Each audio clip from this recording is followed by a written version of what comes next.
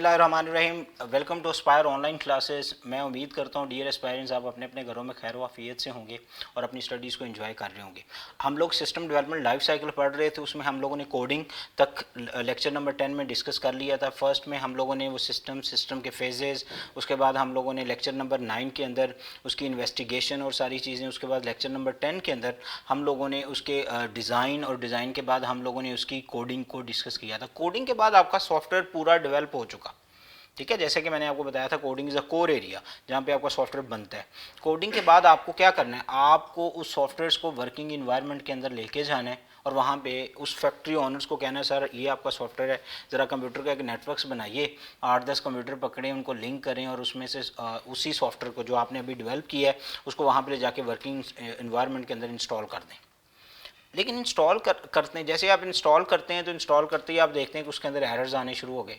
आपको डेली उस ऑफिस उस फैक्ट्री से कॉल्स आ रही हैं, जी आपका जो सॉफ्टवेयर है वो वर्किंग सही परफॉर्म नहीं कर रहा, आपका सॉफ्टवेयर काम नहीं कर रहा, ठीक है। तो इस तरह की एम्बिग्युइटीज़, इस तरह की प्रॉब्लम्स और इस तरह की जो शेमफुल चीज़ें, उनसे बचने के लिए as a engineer, as a developer, आप उस सॉफ्टवेयर को इम्प्लीमेंट करने से पहले उसको एक दफ़ा टेस्ट कर लें, जिस फेज़ को आज हम डिस्कस करेंगे। आज हम डिस्कस करेंगे टेस्टिंग, और टेस्टिंग के कितने फेज़ होते हैं, और उसके बाद हम जब उसको फैक्ट्री में जाके इंस्टॉल करते हैं, जिसको हम इम्प्लीमेंटेशन करते हैं, तो हम इसका इम्प्लीमेंटेशन फेज़ डिस्कस करेंगे।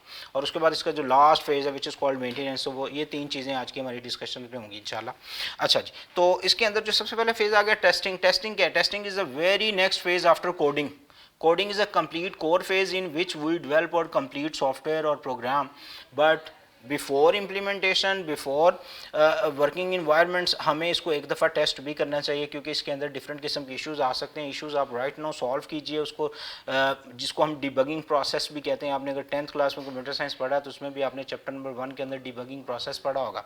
प्रोसेस है जिसमें हम एरर्स फाइंड करते हैं, उनको रिमूव करते हैं, रिमूव करके करेक्ट भी करते हैं। ये टू डिफरेंट फेजेज़ हैं इसकी टेस्टिंग के, ठीक है।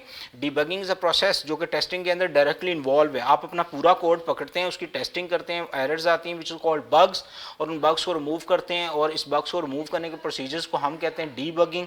और डीबगिंग में हम रिमूव करने के बाद उसमें नया भी लिखते हैं, ठीक है, उस कोड को करेक्ट भी करते हैं। जस्ट ये नहीं है कि ओल्ड एरर रिमूव करके एंड दैट्स इट, आपको उसकी जगह पे जो न्यू कोड होता है उसको भी इंप्लीमेंट करना है, उसको भी लिखना है, ताकि वो वर्किंग जो सॉफ्टवेयर वो वर्किंग इन्वायरमेंट के अंदर किसी भी किस्म की प्रॉब्लम और इशू से बच सके।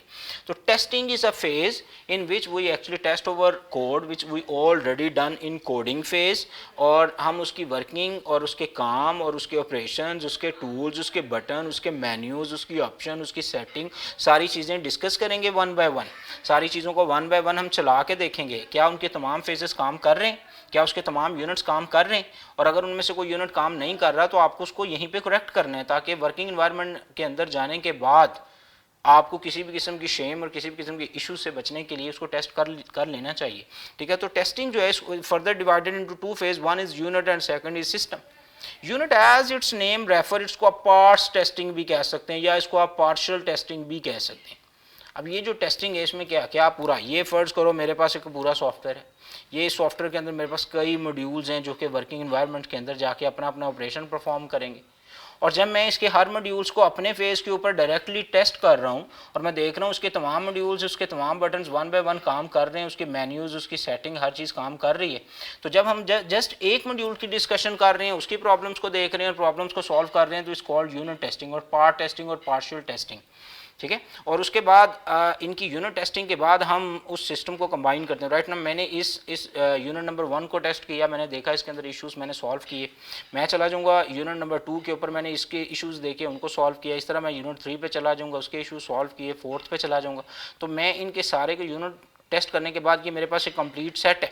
तो जब मैं इस पूरे सेट को, पूरे सिस्टम को चला के चेक कर रहा हूँ, सॉफ्टवेयर की एक एक ऑप्शन चेक करने के बाद मैं एज ए होल, ठीक है, मेरे पास एक साइंटिफिक कैलकुलेटर, उसका हर बटन काम करता है, लेकिन जब हम 2-3 बटन को इकट्ठे किसी इक्वेशंस के अंदर इन्वॉल्व करते हैं तो वहाँ पे बहुत सारी इक्वेशन अपनी वर्किंग ही छोड़ देती हैं।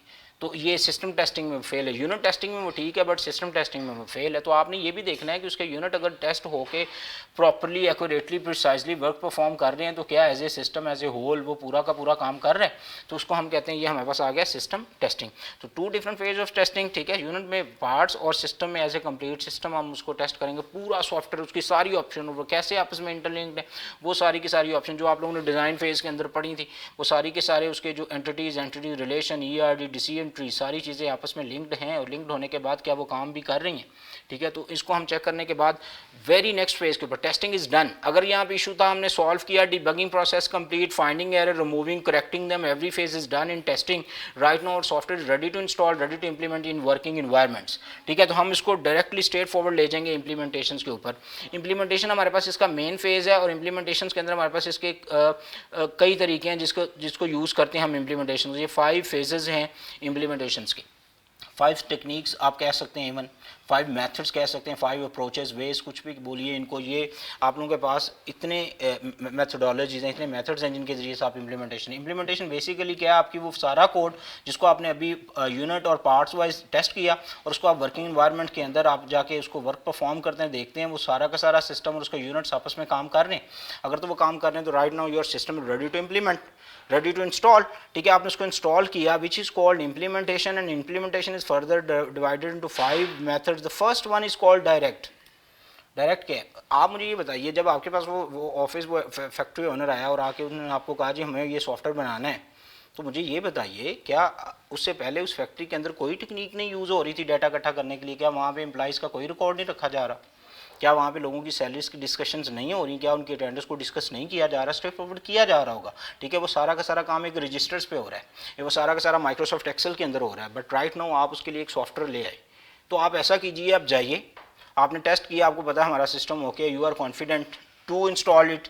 आप जाइए, जाकर उन्हें कहें जी अपना पुराना सिस्टम उठाइए, आज के बाद नया सॉफ्टवेयर लॉन्च होगा, और आपने सारी की सारी एंट्री, सारी की सारी अटेंडेंस, सारे के सारे रूल्स मॉड्यूल्स, आपने पॉलिसीज़ इसी को फॉलो करनी है। Straight forward old system replaced with the new one. तो मुझे बताइए क्या ये अच्छी टेक्निक है?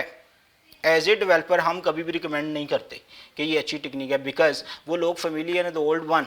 आपने न्यू सिस्टम लॉन्च किया, वो पुराने पे हिले हुए हैं काम करना, वो न्यू में एरर्स करेंगे, मिस्टेक्स आएंगी, जिसकी वजह से at the end of the month बहुत सारे लोग कह रहे होंगे जी मैंने तो बायोमेट्रिक अटेंडेंस लगाई थी, बट आपके सिस्टम क्योंकि नया था उसमें अटेंडेंस आई नहीं, ठीक है। मैं कभी लेट गया ही नहीं, मैं कभी पहले गया ही नहीं, कभी पहले आया ही नहीं, कोई भी डिस्कशन आपसे की जा सकती है, ठीक है। आप कंफ्यूज हो जाएंगे, because right now the user, the factory owner, the employees, the worker, they are not much familiar with your system, ठीक है। तो डायरेक्ट इंप्लीमेंटेशन के अंदर, डायरेक्ट इंप्लीमेंटेशन में आप पूरा पुराना सेटअप अपने न्यू सेटअप के साथ रिप्लेस कर देते हैं स्ट्रेट फॉरवर्ड, ठीक है।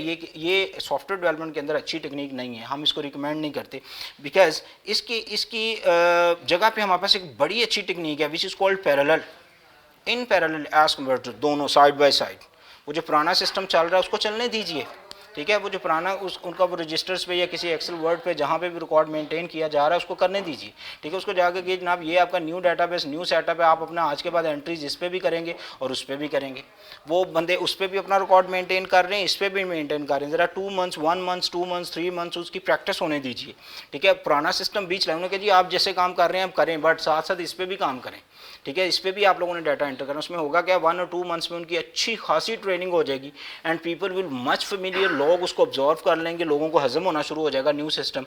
और फिर आप कहें जी आप पुराना बंद कर दें, आज के बाद इस मंथ से न्यू सिस्टम जो होगा, न्यू पॉलिसी, न्यू चीज़ें जो हैं वो लॉन्च होंगी, और लोग तब तक उससे बहुत ज़्यादा जुड़ चुके होंगे, जिसमें ये होगा कि एरर के चांसेस, और आपको भी एक अच्छा खासा आइडिया हो जाएगा। हो सकता है सिस्टम की टेस्टिंग, यूनिट सिस्टम टेस्टिंग के बाद भी कुछ मिस्टेक्स हों जिसकी वजह से आपका सिस्टम फेल हो सकता है। तो 2 मंथ्स में आपको सारी पिक्चर क्लियर हो जाएगी, आपको उसको फिर मेंटेनेंस और अपग्रेडेशन के अंदर उस चीज़ों को देखना पड़ेगा, और देख के आप उनको रिमूव करके उनको और अच्छा कर सकते हैं, ठीक है। फीडबैक लेंगे यूज़र से करके आप उसको बेहतर करके फिर दोबारा से इंस्टॉल करें, बार बार 1 और 2 मंथ्स एक्टिविटी के बाद आपको वो लगा कि हमारा system right now is reliable, no issue, ठीक है। अब आप इसके ऊपर सारी इन्फॉर्मेशन ला सकते हैं। तो आपको क्लियर हो गया, डायरेक्ट में old one is replace with the new one, parallel में the both, the old system जिसमें वो डाटा रख रहे हैं और जो न्यू सिस्टम है जिसमें आप अभी डाटा रखेंगे, दोनों पे डाटा आ रहा होगा, राइट। दोनों काम कर रहे होंगे, पैरेलल मीन आमने सामने, मतवाजी, सेम वे में दोनों चीज़ें चल रही होंगी, उसमें कोई इशू नहीं आएगा, ठीक है।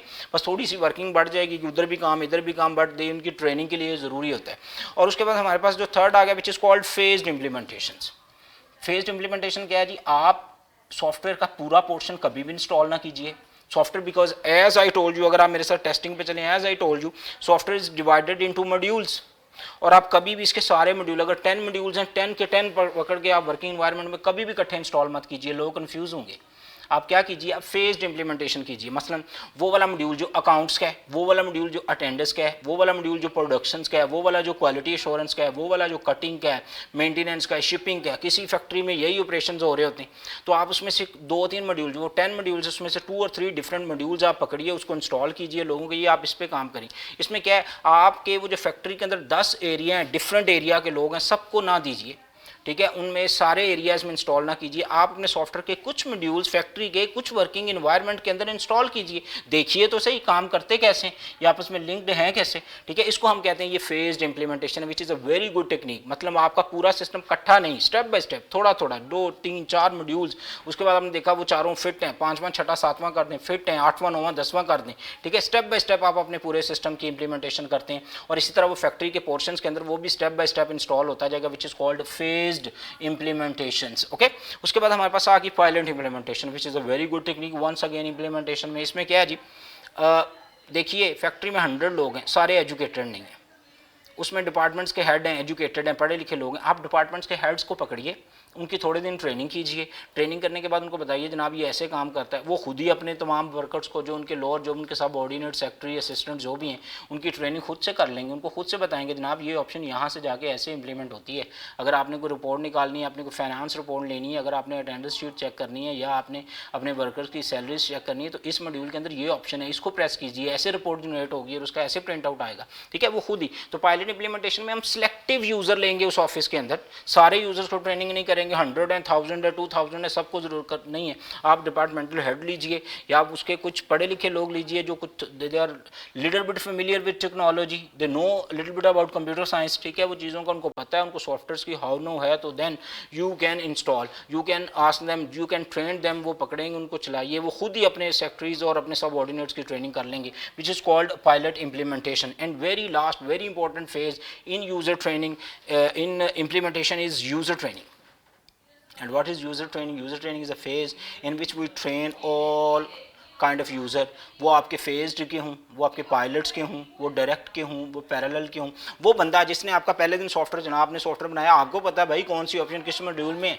आपने देखा ना, आप एक साइंटिफिक कैलकुलेटर लाते हैं तो उसके 8, 10, 15, 20 बटन्स के ऊपर आप कंफ्यूज हो जाते हैं, ठीक है, आपको पता नहीं चल रहा होता ये बटन कैसे काम करेगा, क्योंकि उसकी सेटिंग के अंदर जाके अगर आपने स्टैटिस्टिकल डाटा एनालिसिस करना है तो उसकी लहदा से मोड है, अगर आपने जस्ट मैथमेटिक्स करना है उसके लहदा से मॉड्यूल्स है, अगर आपने स्टैंडर्ड डेविएशन, वेरिएंस, क्वार्टाइल जो भी फाइंड आउट करना है, you need to change its setups, its moods, ठीक है। तो आप उस मोड्स में उसके डिफरेंट ऑप्शंस हैं, हर ऑप्शंस को आप 1 बाय 1 देख रहे होते हैं। अगर आपको सारी ऑप्शन, सारे मॉड्यूल्स क्लियर होते हैं, then you can operate the calculator. Calculator is a simple 15 और 20 बटन सिंपल मशीन। लेकिन अगर आप एक सॉफ्टवेयर की बात करें तो software has thousands, 110,000, 2000, 15,000 different options, different buttons, ठीक है। तो उसमें तो बंदा कंफ्यूज होकर रह जाएगा। तो आपको उसको थोड़ी ट्रेनिंग करनी है। हो सकता है ट्रेनिंग के लिए आपको 1 मंथ उनकी इंडस्ट्री में जाना पड़े, हो सकता है उसके जो यूज़र हैं जिन्होंने सॉफ्टवेयर को यूज़ करना है उनको आपको अपने ऑफिस में बुलाना पड़े। आप उनको डेली बुला के उनकी वहाँ पर ट्रेनिंग कीजिए। ट्रेनिंग का पूरा डिपार्टमेंट होता है जो सॉफ्टवेयर चलाना सिखाता है, ठीक है। किसी भी सॉफ्टवेयर हाउस में इसका 2 लोग होते हैं जो पकड़ के जाके उस पूरे सॉफ्टवेयर की ऑप्शन समझाते हैं बंदे को कि जनाब ये काम ऐसे करेगा। This is called user training, ठीक है। यहाँ तक आपका पूरा system right now launched, your user training is done. अब इशू क्या है, आप मुझे ज़रा एक एग्जांपल दीजिए। जब आप लोग व्हाट्सएप आप लोगों ने पहली दफ़ा इंस्टॉल किया था, यूज़ किया था, वो वाला व्हाट्सएप और आज का व्हाट्सएप सेम है? वो वाली फेसबुक एप्लीकेशन और आज की फेसबुक एप्लीकेशन सेम है? वो चेंज है। वो चेंज क्यों है? क्योंकि यूज़र से फीडबैक आता है।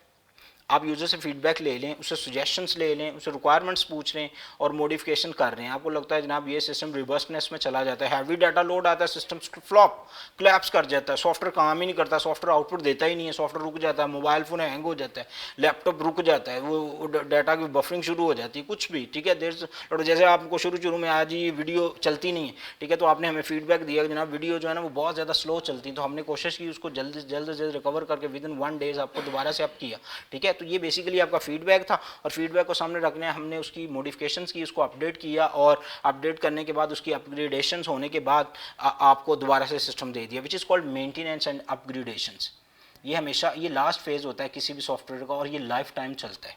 जो व्हाट्सएप है इसमें कई चेंजिंग्स आएंगी, जैसे जैसे यूज़र रिक्वायरमेंट्स है, स्टेटस की ऑप्शन आपको पता है पहले नहीं थी, बाद में आई क्योंकि यूज़र ने कहा वी वॉन्ट एक्सप्रेस और इमोशंस। तो आप अपने इमोशंस को एक्सप्रेस करने के लिए आपको स्टेटस की ऑप्शन चाहिए। यूज़र ने फीडबैक दिया, उन्होंने टीम ने पकड़ के उसके अंदर वो ऑप्शन डाल दी।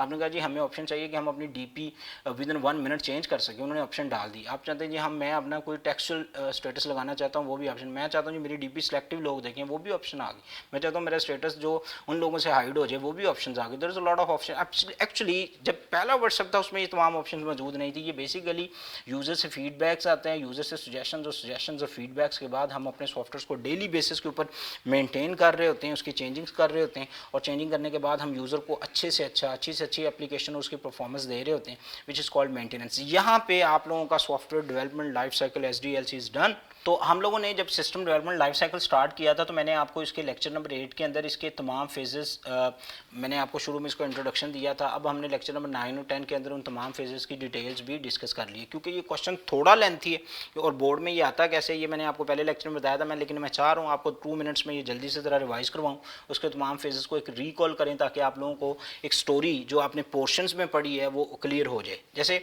चलिए ज़रा प्रीवियस एक लेक्चर्स के ऊपर उसको ज़रा जल्दी से गो थ्रू करते हैं। SDLC फेजेस, तो SDLC फेजेस के अंदर आप लोगों ने पढ़ लिया जी प्रीलिमिनरी इन्वेस्टिगेशन, जिसके अंदर हम पूरी की पूरी सिस्टम की इन्वेस्टिगेशन करते हैं। इसके 5 फेज थे और 5 फेजेस मैंने आपके साथ 1 बाय 1 डिस्कस कर दिए। मसलन आइडेंटिफिकेशन, स्कोप, जो चीज़ें थी वो मैंने उसके बाद ऑल्टरनेट सॉल्यूशंस, उसके बाद इसके अंदर फिजिबिलिटी प्लान, और फिजिबिलिटी प्लान के बाद बेसिक प्लान, ये feasibility study and basic plan, ये 5 फेजेस थे जो हम प्रीलिमिनरी इन्वेस्टिगेशन के अंदर डिस्कस करते हैं, राइट।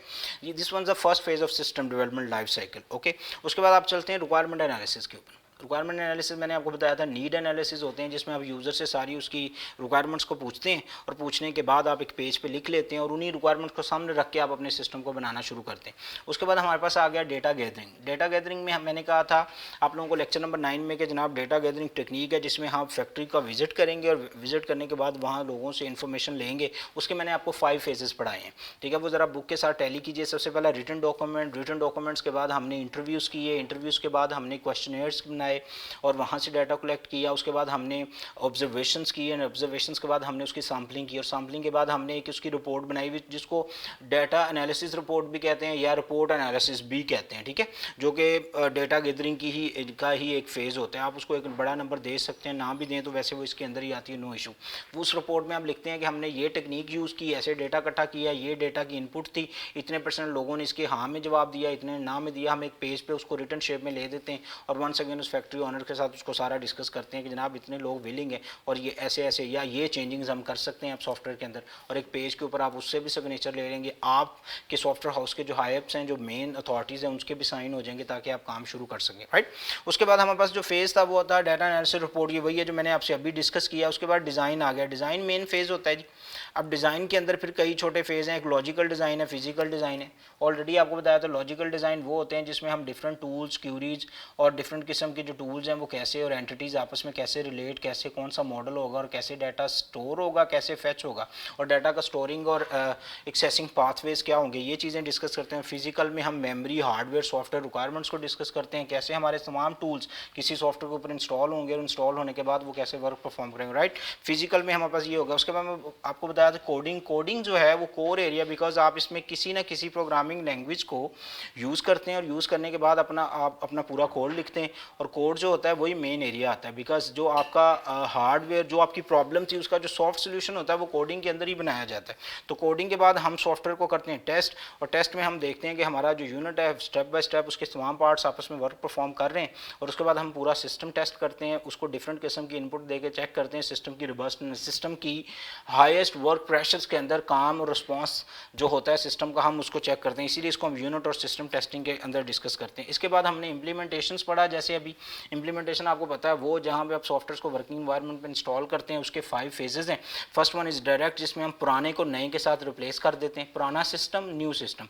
उसके बाद पैरेलल, जिसमें हम दोनों चलाते हैं, पुराना भी चल रहा है न्यू भी चल रहा है। उसके बाद फेज्ड इंप्लीमेंटेशन, जिसमें हम उसके फैक्ट्री के कुछ एरिया, ऑफिस के कुछ एरिया में उसको इंस्टॉल कर देंगे तमाम फेजेस के अंदर हम उसको इंस्टॉल नहीं करेंगे। उसके बाद हमारे पास नंबर 4 में अगर पायलट कुछ selective user, don't confuse with phased, phased mean complete phase. अगर आपने अकाउंट्स में किया तो अकाउंट्स में 20 लोग हैं तो 20 को आप ट्रेनिंग देंगे कि अकाउंट्स डिपार्टमेंट पूरा इस सॉफ्टवेयर को ऑपरेट करना सीखे। लेकिन पायलट में ये करते हैं, हम उस अकाउंट्स डिपार्टमेंट के सिर्फ हेड को ट्रेन करेंगे, वो ऑटोमेटिकली अपने सबऑर्डिनेट और सेक्रेटरीज और जो भी उसके असिस्टेंट्स हैं उनको ऑटोमेटिकली उनकी ट्रेनिंग करते रहेंगे, ठीक है। इसको हम कहते हैं पायलट। उसके बाद हमारे पास नंबर 5 इसमें था यूज़र ट्रेनिंग। यूज़र ट्रेनिंग में वो तमाम लोग जिनको आप ट्रेन करेंगे और वो वर्किंग इन्वायरमेंट में काम करेंगे, वो सारा का सारा आ जाएगा। And the last one is a maintenance, जिसमें आप यूज़र से सजेशंस, फीडबैक्स, उनकी क्यूरीज, उनकी प्रॉब्लम्स लेते हैं और अपने सिस्टम को डेली बेसिस के ऊपर या उनकी रिक्वायरमेंट्स को सामने रख के हम सिस्टम को अपग्रेड कर रहे होते हैं और सिस्टम को चला रहे होते हैं। इसको हम कहते हैं ये maintenance and upgradation. Hope so आप लोगों को सिस्टम डेवलपमेंट लाइफ साइकिल के तमाम फेजेस क्लियर हो गए होंगे। अगर भी कोई चीज़ क्लियर नहीं है तो आप कमेंट्स कर सकते हैं, आई विल रिप्लाई।